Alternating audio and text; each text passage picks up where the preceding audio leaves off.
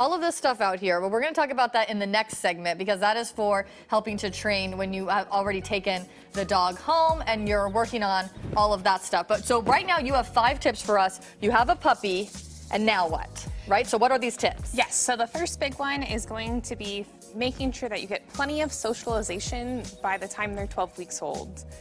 Around 12 weeks old, they're done with their socialization period of development, so that's when they're most susceptible to learning how to experience the world and interact with not only dogs, but different species and sounds and sights and all that good stuff. So it's important to get them out.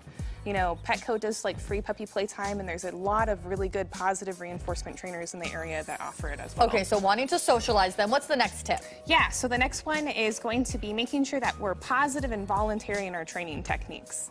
So for example, say if your puppy steals a sock or steals something like puppies do, a really good tip is to teach them trade. So I could take a really good value treat or toy, put it at their nose, kind of toss it away and say trade. Okay. And take it. You say trade? Yep. Okay. As I toss it, so then they drop what they currently have and go after the better thing, so that we don't have to worry about resource guarding or aggression developing because they're afraid that whenever they have something, we're going to come grab it from them. Got it. Okay, what's the third tip?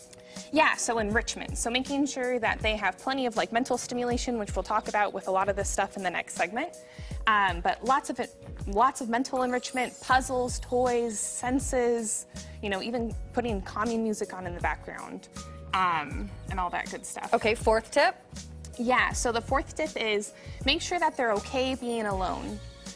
When they're really little, it's really common for us to want to be around them all the time, but having a playpen or a crate that they can kind of go to for varied amounts of time that they can kind of learn to be independent will help prevent separation anxiety from developing. Okay, and your last tip? Yeah, so the last tip is management.